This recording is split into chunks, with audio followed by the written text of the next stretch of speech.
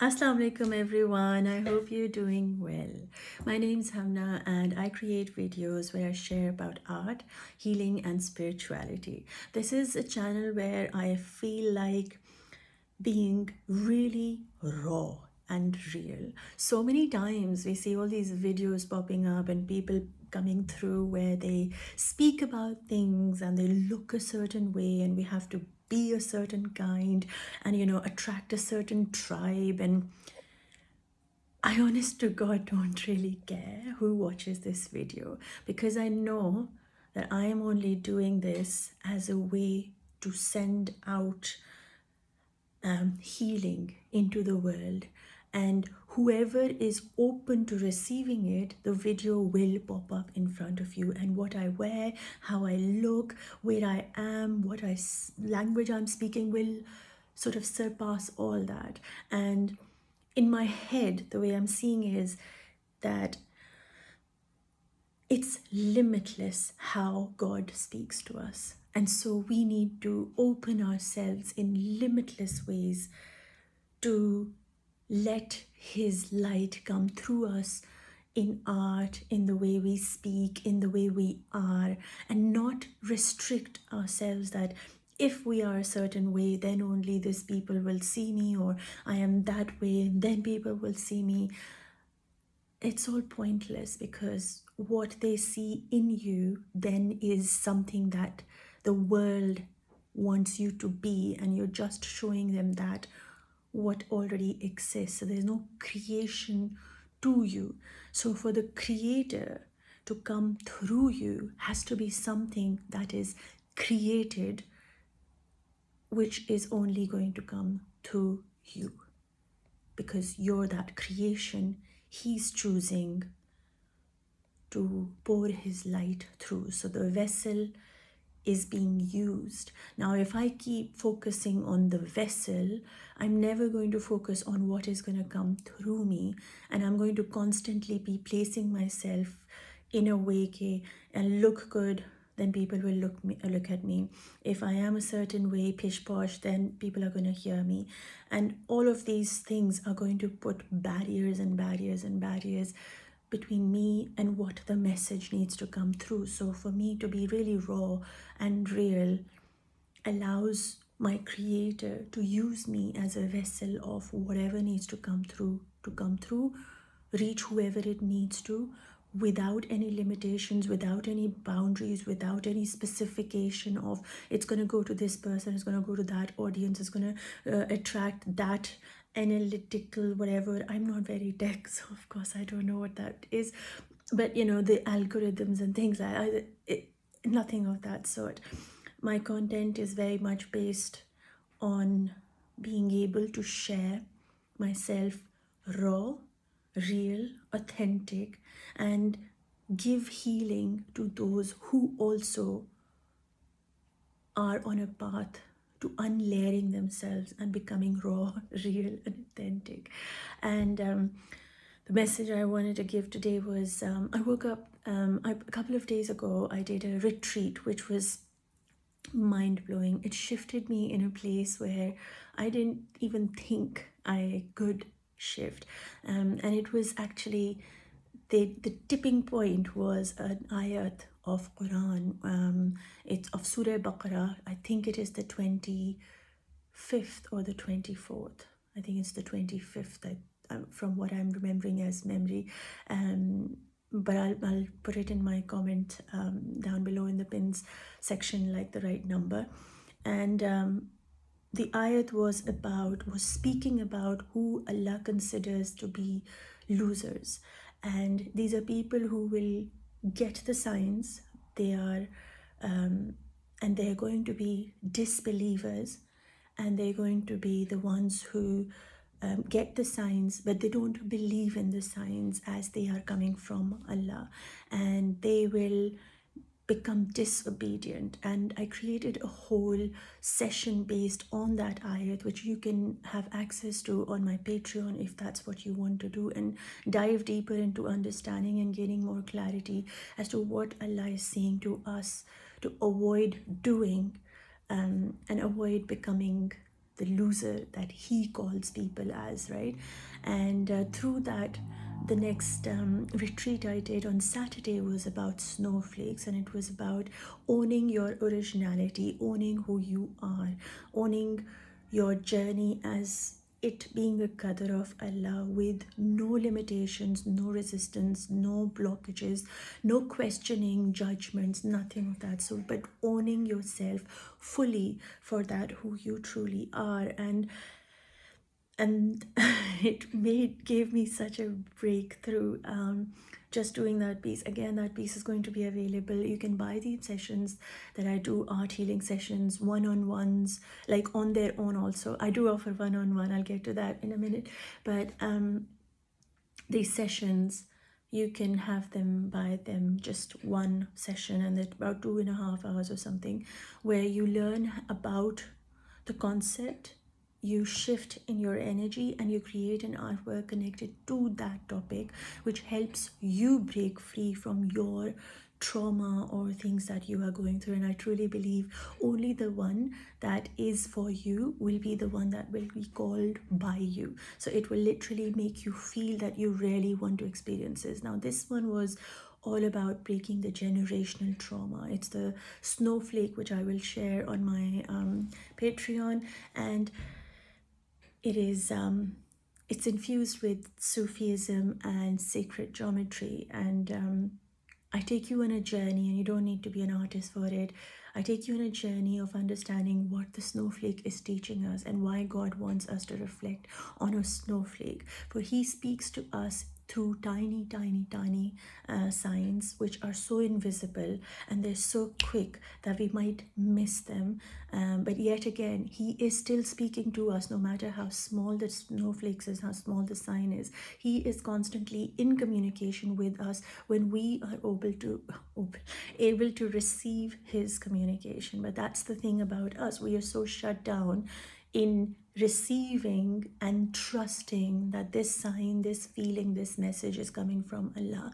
We look at it as something we doubt it. And that's what Allah speaks about. When you doubt my signs, you doubt my creation, you doubt who I am, then of course, how are you going to be obedient? How are you going to have trust in me? And so Allah wants us to trust him. And this snowflake journey that you go on through my session is all about understanding that when the snowflake falls from the skies, it comes down, it has no resistance of what it needs to be or what it will be or what it can be. All it knows is that the journey has to be made from the heaven to the earth in a way that it is meant to. And the next stage is, of course, it gets absorbed by the earth, and what it does here and then how it moves back up to the space when it evaporates upwards is also based on the divine timing, or when he chooses the snowflake, the molecule of water, to come down and to go up. So it's like a whole journey the snowflakes takes, but the journey is not decided by the snowflake. So the journey from you and me symbolically is not something we decide to be. So I didn't decide myself to have 3 daughters, or I didn't decide myself to be living in the country that I am right now. I didn't decide for myself that these were things that happened in my life because they were the qadr of Allah, and I have to keep moving through it in flow with acceptance that, okay, this is what Allah wants for me, and this is okay. These are the parents he gifted me, and they're okay. Now, the main topic for today is, this morning I was through this, now understanding that there was Quran, then there was an art creation like that I did. Then the third thing was this, I wrote a whole poem about it. It wasn't a poem really, it's just my thoughts, which I'm going to read to you, which were really healing for myself. And there was a major realization of what I have been expecting of myself and how brutally dishonest I have been in showing everybody how grateful or strong I am, but in reality how weak as a person I felt, because everything I was hoping for to becoming was not that who I am meant to become by my creator.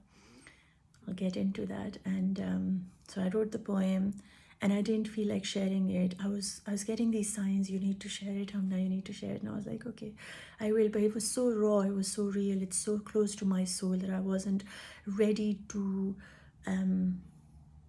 be vulnerable with it. You know, one has to heal yourself first, and then you can pass it on to the other. And this morning, I got guided to the poem of Farhan Akhtar, and um, it says, let me just check it. I'm sorry, this is annoying, but I just think I want to give you the right words. मुझे मेरे होने का अपने होने पर मुझको यकीन आ गया, अपने होने पर मुझको यकीन आ गया. It was so profound. अपने होने पर मुझको यकीन आ गया. I now have faith in that who I am today. I am the creation of the Creator. So that what is written for me has to be lived through me. It's so emotional and yet so grounding. So I'm going to read what I've written, and just as a little kind of thing about what you're going to be hearing now is I've always idolized my family members, my friends, my siblings, anybody and everybody I meet. I look at them with this awe of love, and I can see through their soul. And when I see their soul, I know they're so beautiful. And I have never really had that feeling towards my own self, and my journey with self-love and everything has been incredibly cool. But yeah, this retreat, which I swear to God, guys, if you do this, when you do this, I don't want to say if, when you do this retreat, it shifts you in places you didn't even know. Like, I'm telling you, in my head I was like, boom, I'm so cool. But it literally transmuted and transformed my energy in a way I never even knew I needed to. And it really, really helped me.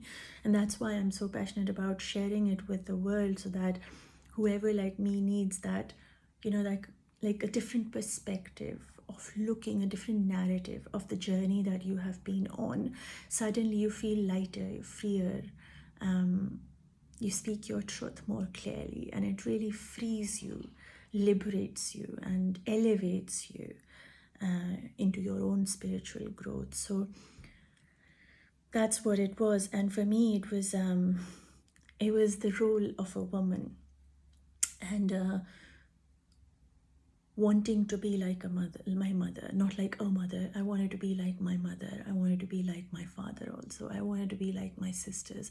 I know I always connected my mother being very charity conscious, and she was really lovely, and she had an amazing sense of humor. She was very good with people outside home, and she was incredible the way she dealt with everything. She cared about everybody. She did everything for everyone. And she was a beautiful person. And my sisters have always been very brave. They've gone through a lot, and they are incredible women, and I saw them as an inspiration. My cousins, everybody, stays in marriage, and they kind of did really well. They compromised, and they know how to be patient, and they know how to tolerate a lot of stuff, and they rise above it, like, oh, this is happening and it's okay, just get over it, get the positive out of it and remove the negative. Don't think about the sad stuff, ugly stuff, just keep going into the same thing. And I really wanted to be like them. I wanted to be a good wife, but 2 years ago I divorced. I took the divorce, and wanted to be a mother. Anyway, so all of these things were like, I wanted to be good at all these roles, or I wanted to be good at these roles because the people who inspired me were the role models I wanted to be like. but I'm not like them. And so the war was always that I was trying to be and wanting to be like them, knowing I'm not like them.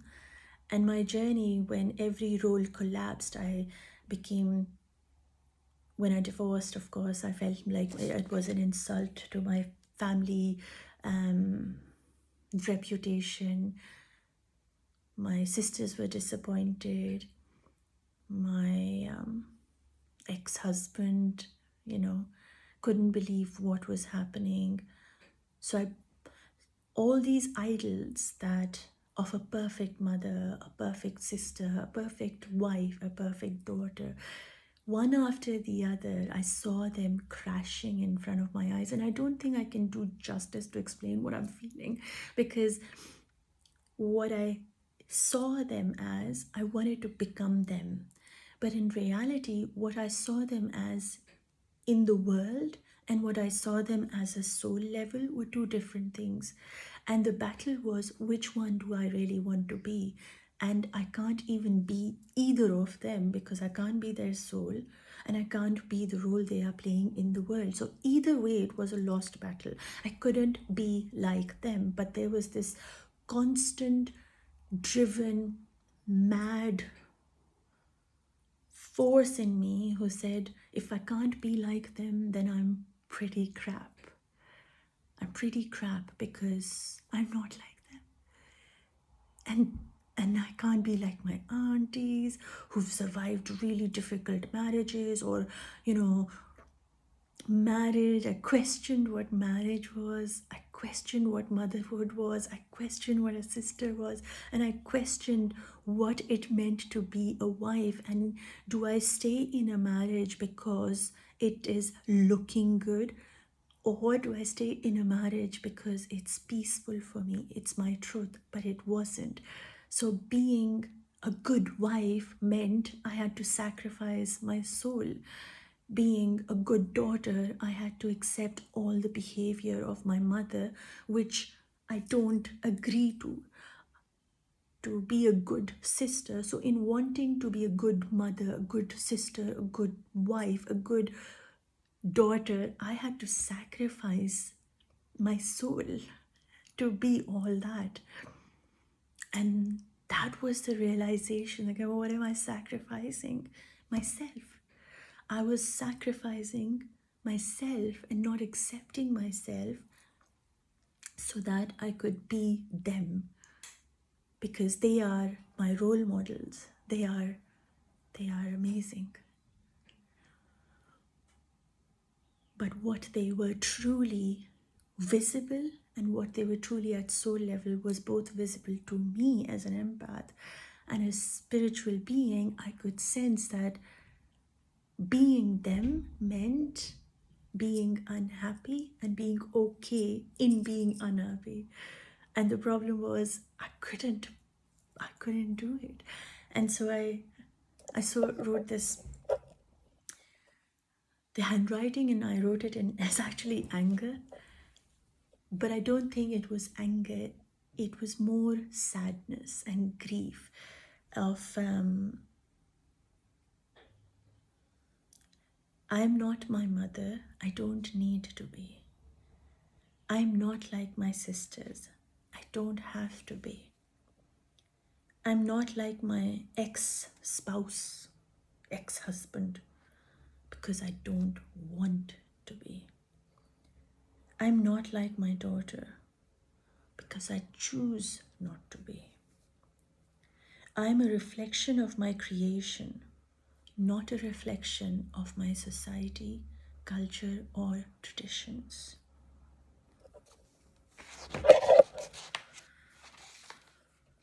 My family was only who he chose me to come through.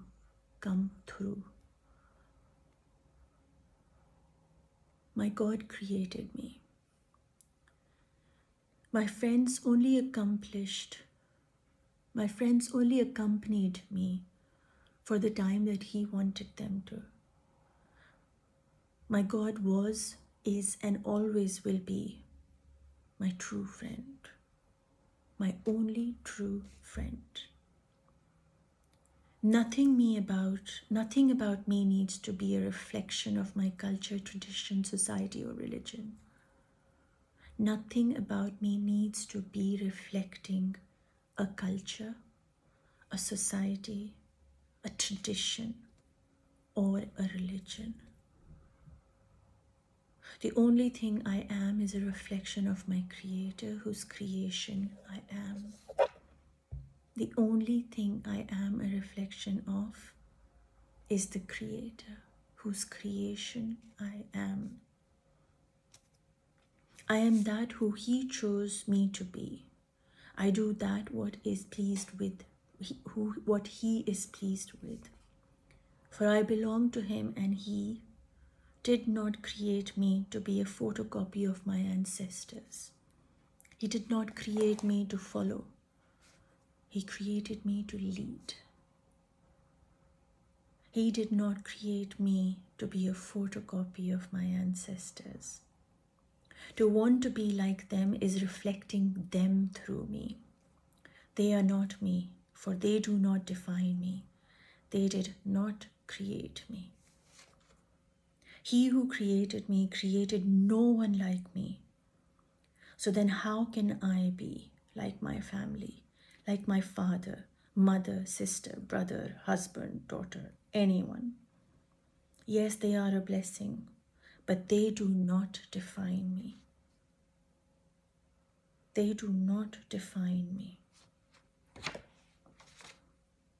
limit me, or complete me. They do not define me, limit me, complete me, or own me. I am who He chose me to be, for I am His and only His. Way before being a daughter, a mother, a sister, or anything else, I am a creation of my Lord. And the only thing that I am going to represent in this world is Him, His light, His very existence, His wisdom, His mercy, and His words. I am not a representation of where I was born or who I was born to, how I was brought up. All that is destined for it to be the way it was, and it will be. They don't define me. What defines me is Him.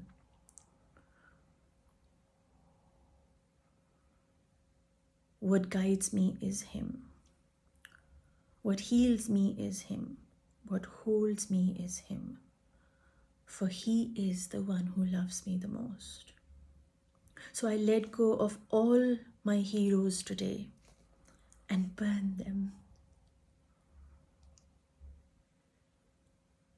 I burn them and put myself in the fire. I jump in the fire myself, leaving behind all those roles I have ever wanted to be. For in this moment I am neither. And in this moment I jump in the fire. I jump the ship. I jump the big ship because that will lead me to my soul's purpose. When I detach from who I was and what I wanted to be is when I will rise. When I will rise, I will embrace my darkness. And my darkness is what makes me real, authentic, and raw. It is in my darkness the light that I have always been will come through. I am not you, and you aren't me. For you are God in the way He wants you to be. You are God in the way He wants to come through you. But as He comes through me is what makes me, defines me, holds me, and guides me. He alone created me. He alone carves me. He alone is my guide. He alone is my guardian. He alone will hold me. He alone will heal me. He alone knows my purpose, for He alone loves me. I was not created to follow the society and become a mother, a wife, a daughter, a sister. I came here to be all of it and none of it at the same time. I came here to be all of it and none of it as He pleases. These roles don't define me. These roles don't limit me. I burn them away. And I rise in the colors of fire. I dive deep into the ocean of darkness, leaving my ship and companions. Nothing was comfortable in that ship, for nothing was a reminder of God. There was pain in that ship. Nothing was real. All was an illusion. All that was in the ship was an illusion, so I burnt it all. I jump in the fire. All is temporary. Every role here is temporary. But I am not, but I am not from here. I am His essence. I am His light. I am beyond the time. I am beyond space. I am my soul. My body is the becoming of my soul's being. I am being my soul. I'm opening my heart. I'm rising as I fall. I'm embracing my darkness as I become my light. For that is what defines me, my soul, my light, my essence. For all that is all my Creator's. I am His soul. I am His existence. I am His creation. I am His love. In me and around me, all that is Him. Always was and always will be. Inshallah.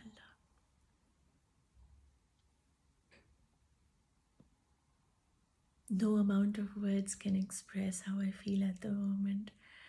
If this resonates with you, leave me a message. And if you're ready to free yourself from what you've been carrying, whatever it may be, then I invite you to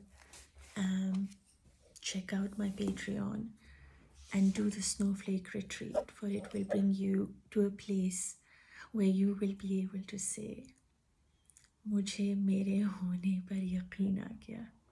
I now believe and understand and trust in who I am. I love you. Take care, and I'll speak to you soon. Allah Hafiz.